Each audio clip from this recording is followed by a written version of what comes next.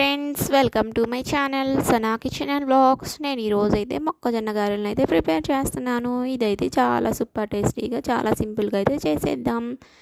First మీరు మీ ఇంట్లో వాళ్ళు ఏమన్నా స్పెషల్ చేయమని అడిగారా? అయితే ఇదైతే చేసి పెట్టండి. చాలా సూపర్గా అయితే టేస్ట్ అయితే ఎంజాయ్ చేస్తారు. పిల్లలకైతే చాలా సూపర్గా అయితే ఇది నచ్చుద్ది. పదండి మన రెసిపీలోకి.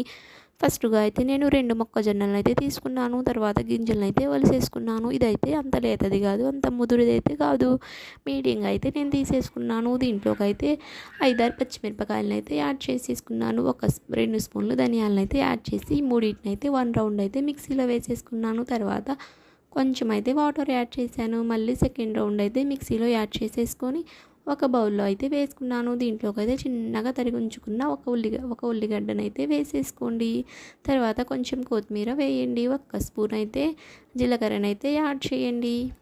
ఈ 3 చేసేసుకున్న తర్వాత అయితే కొంచెం 3 టీ స్పూన్స్ అయితే చిన్న స్పూన్తో నేను సాల్ట్ అయితే యాడ్ చేశాను. పెద్ద స్పూన్తో అయితే 2 యాడ్ చేయండి. తర్వాత చిట్టుగడంతా కొంచెం పసుపునైతే యాడ్ చేశాను. అల్లం వెల్లుల్లి పేస్ట్ అయితే 1/2 స్పూన్ అయితే నేను యాడ్ చేశాను. లాస్ట్ అయితే ఇంకా శనగపిండి పౌడర్ అయితే దీన్ని నేను 2 స్పూన్ పెద్ద స్పూన్తో అయితే నేను యాడ్ చేశాను. తర్వాత బియ్యం పిండి కూడా 2 స్పూన్లు అయితే యాడ్ చేసేసుకోండి.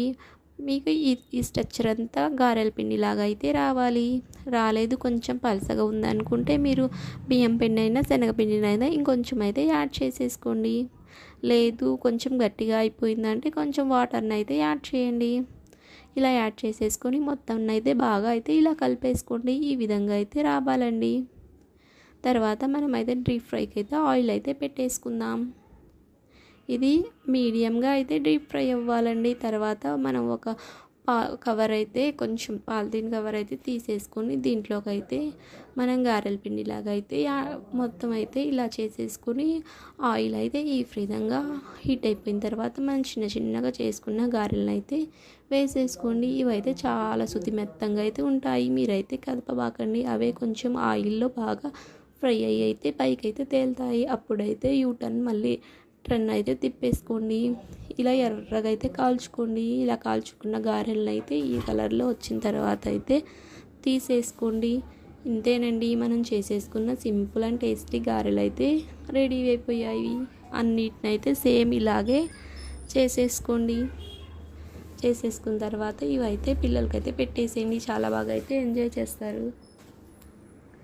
ఇంతేనండి, మన గారెల వీడియో అయితే ఇది మన గారెల రెసిపీ అయితే అయిపోయింది.